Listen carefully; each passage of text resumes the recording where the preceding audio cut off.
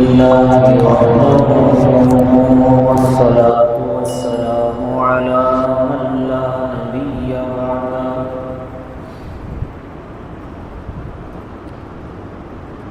وعلى آله وأصحابه الذين أوفوا عهدا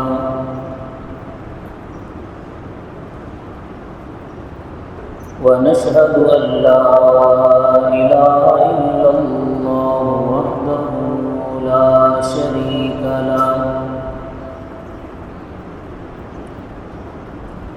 وحده لا شريك له في الخلق والأمر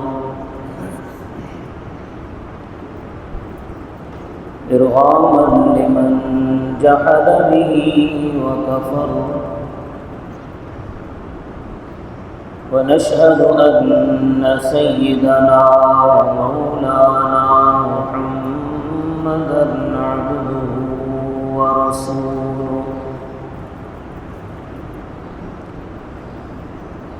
صلى الله تعالى عليه وعلى آله وأصحابه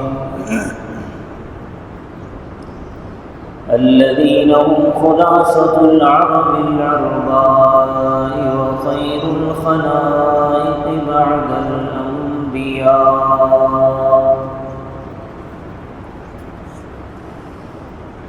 وهم كالنجوم في السماء للاهتداء والاقتداء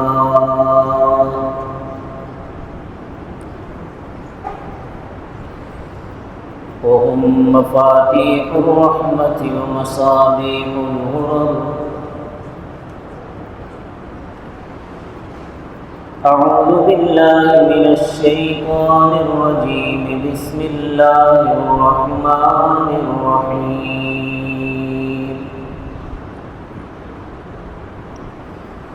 لقد رضي الله عن المؤمنين إذ يبايعونك تحت الشجرة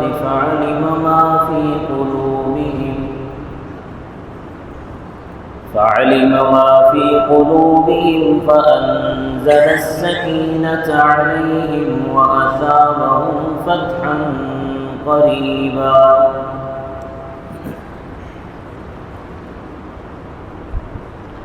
قال النبي صلى الله عليه وسلم لكل نبي رفيق ورفيقي في الجنة عثمان أو كما قال النبي صلى الله عليه وسلم صدق الله العظيم وصدق رسوله النبي الكريم ونحن على ذلك لمن الشاهدين والشاكرين والحمد لله رب العالمين رب اشرح لي صدري ويسر لي أمري واحلل عقدة من لساني يفقهوا قولي رب زدني علما رب زدني علما رب زدني علما سبحانك لا علم لنا إلا ما علمتنا إنك أنت العليم الحكيم تمام حضرات شریف اللهم صل على محمد وعلى آل محمد كما صليت على إبراهيم وعلى آل إبراهيم إنك حميد مجيد اللهم بارك على محمد وعلى آل محمد كما باركت على إبراهيم وعلى إبراهيم وعلى آل إبراهيم إنك حميد مجيد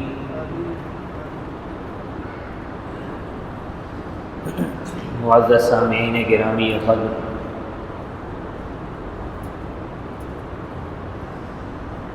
قربانی کے دن چل رہے ہیں۔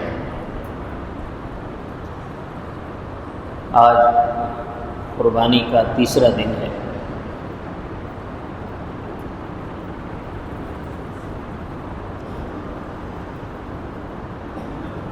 اس مہینے میں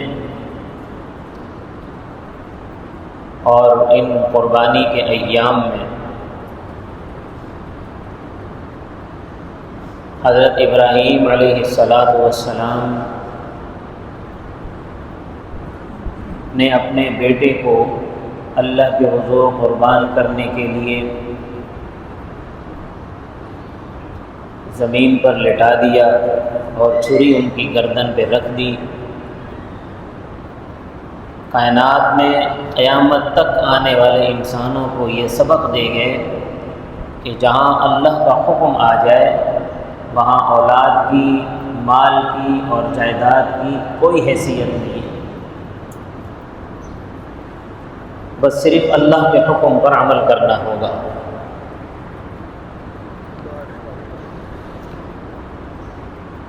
اسی قربانی کے مہینے میں ایک عظیم شخصیت حضور اکرم صلی اللہ علیہ وسلم کے دوہرے داماد خلیفہ سوم، جنہیں حضور صلی اللہ علیہ وسلم نے جنت میں اپنا رفیق قرار دیا،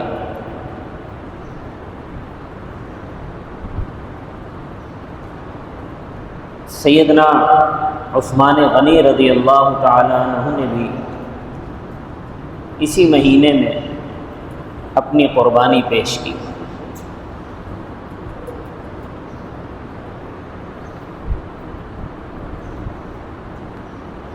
حضرت عثمان غنی رضی اللہ تعالی عنہ بھی امت محمدیہ کو یہ سبق دے گئے کہ اللہ کے لیے اپنی جان کی، اپنی سلطنت کی، اپنی حکومت کی کوئی حیثیت نہیں ہے۔ جب اللہ کا حکم قربان ہونے کا آ جائے تو پھر قربان ہونا ہے۔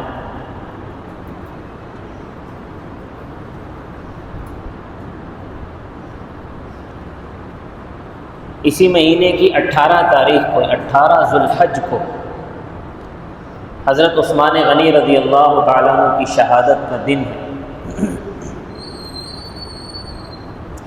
اس لیے میں چاہتا ہوں کہ آپ حضرات کے سامنے حضرت عثمان غنی رضی اللہ تعالیٰ عنہ کے فضائل و مناقب پر کچھ گفتگو کروں، تاکہ آپ کو پتہ چلے کہ حضرت عثمان غنی رضی اللہ تعالیٰ عنہ کا کیا مقام اور مرتبہ تھا۔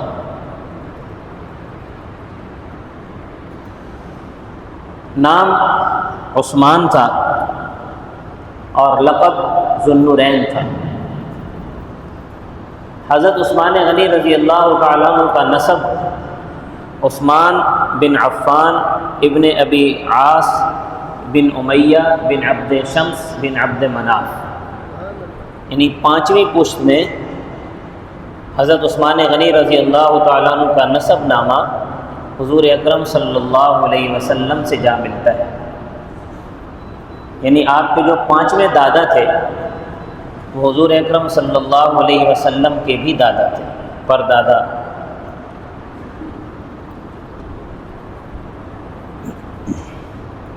حضرت عثمان غنی رضی اللہ تعالیٰ عنہ، ان کا بچپن بھی بڑا پاکیزہ گزرا۔ خود فرماتے ہیں کہ میں نے جب سے ہوش سنبھالا اس وقت سے لے کر آج تک نہ کبھی زنا کیا، نہ کبھی شراب کو ہاتھ لگایا، کبھی بھی۔ مکہ کے اندر جب حضرت صلی اللہ علیہ وسلم نے نبوت کا اعلان فرمایا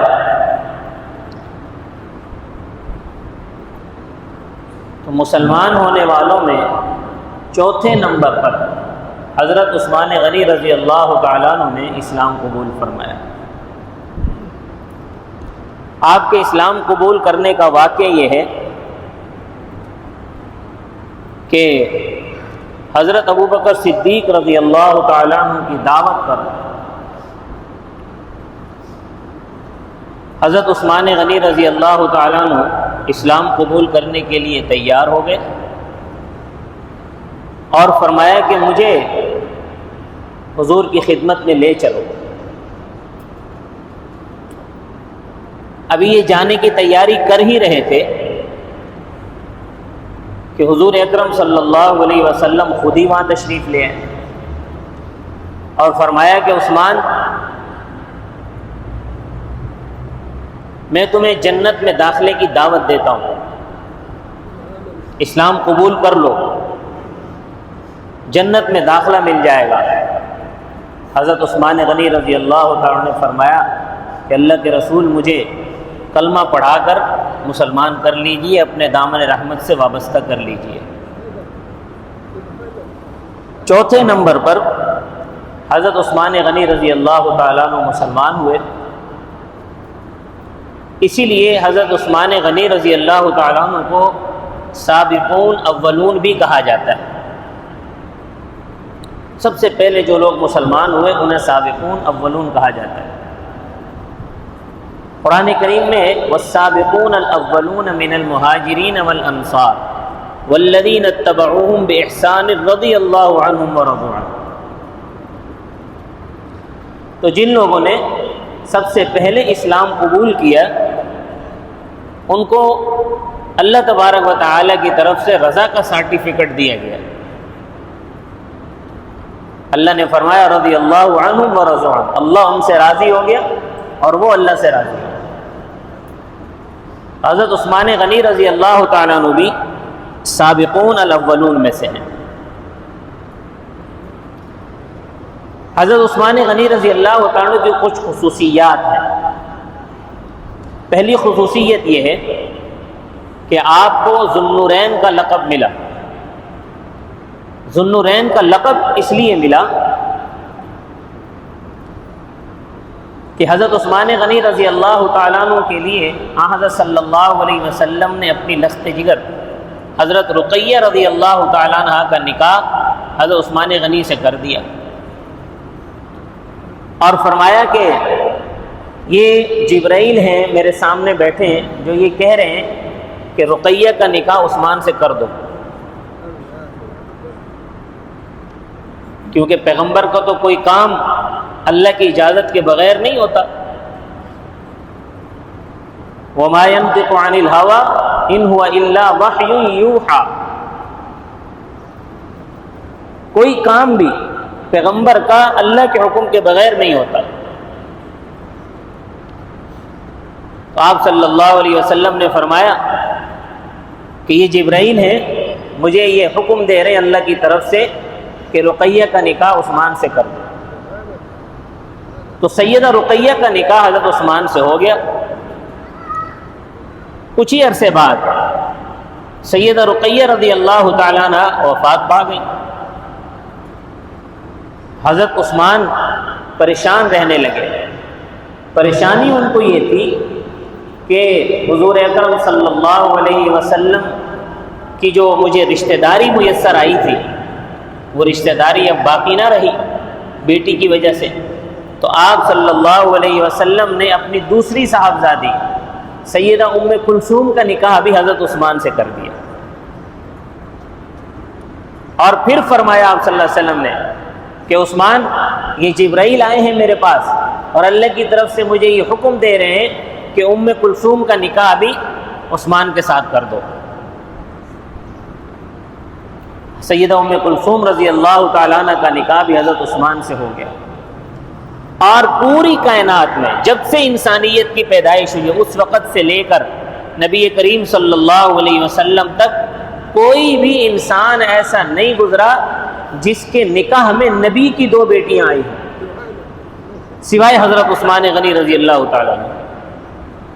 حضرت عثمان غنی رضی اللہ تعالیٰ عنہ واحد شخصیت ہیں کہ جن کے نکاح میں نبی کی دو بیٹیاں آئی ہیں۔ یکے بعد دیگرے۔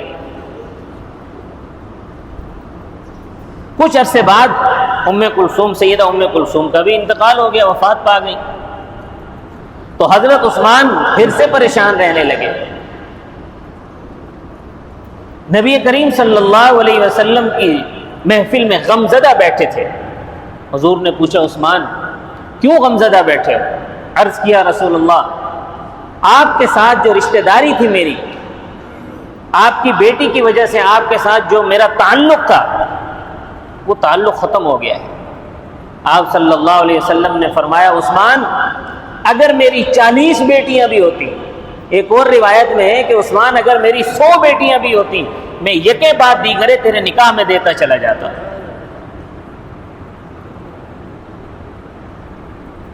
اس وجہ سے حضرت عثمان غنی رضی اللہ تعالیٰ عنہ کو ذی النورین کہا جاتا ہے۔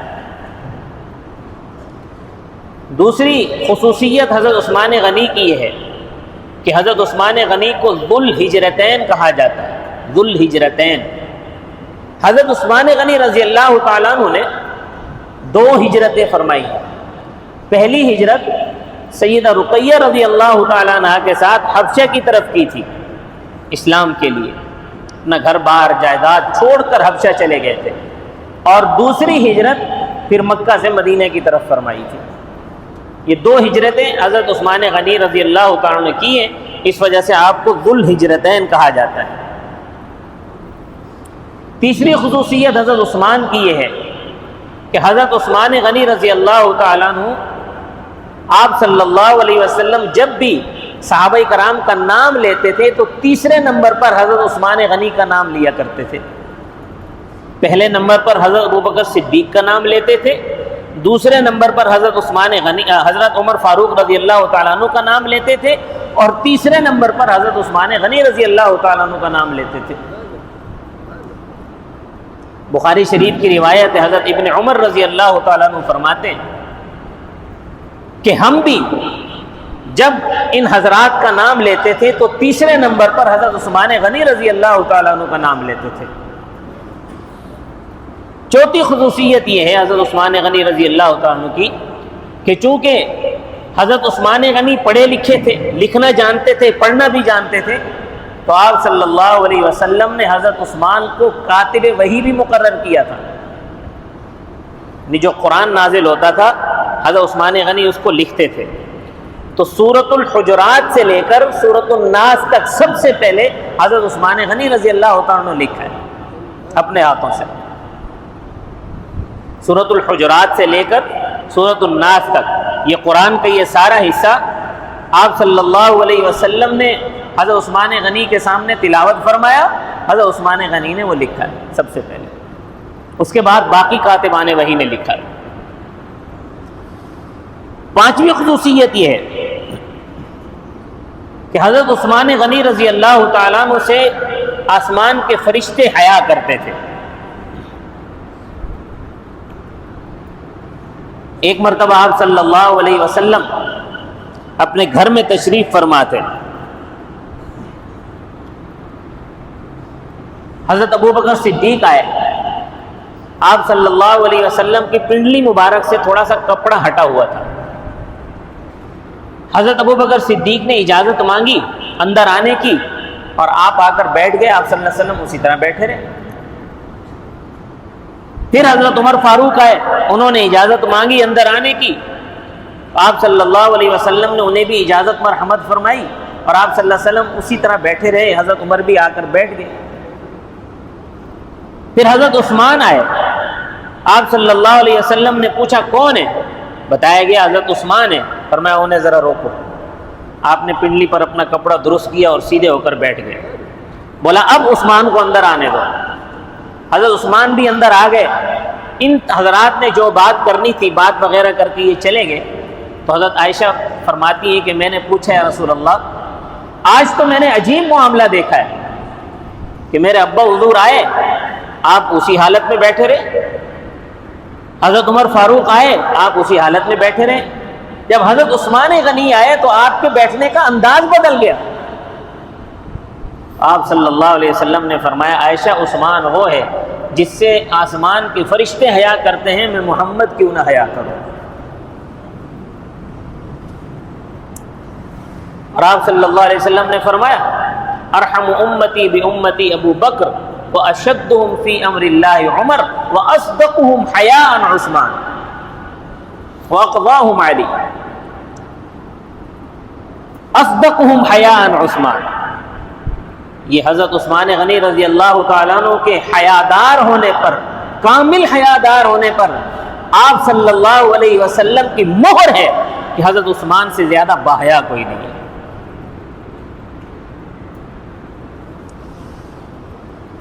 چھٹی خصوصیت یہ ہے، اور حیا کے اوپر ایک اور واقعہ بھی یاد آیا۔ حضرت عثمان غنی رضی اللہ تعالیٰ عنہ فرماتے ہیں کہ میں نے شروع میں جب میں نے اسلام قبول کیا تھا تو جس ہاتھ سے میں نے رسول اللہ صلی اللہ علیہ وسلم سے بیعت کی تھی اس ہاتھ کو کبھی اپنی شرمگاہ کو نہیں لگایا، میں نے ساری زندگی کبھی نہیں لگایا شرمگاہ کو ہاتھ اس ہاتھ سے۔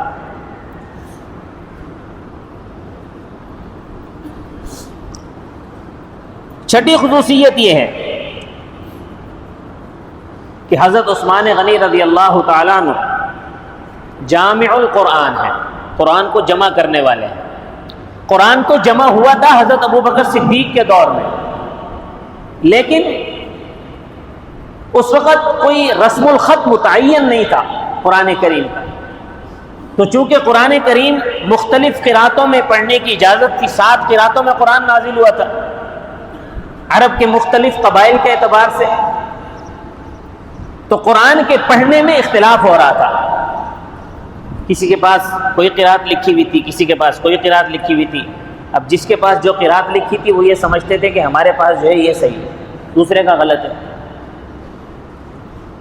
حضرت عثمان غنی رضی اللہ تعالیٰ عنہ نے جب یہ کیفیت دیکھی امت کی تو اپنے دور حکومت میں پوری امت کو ایک رسم الخط پر متفق کر دیا۔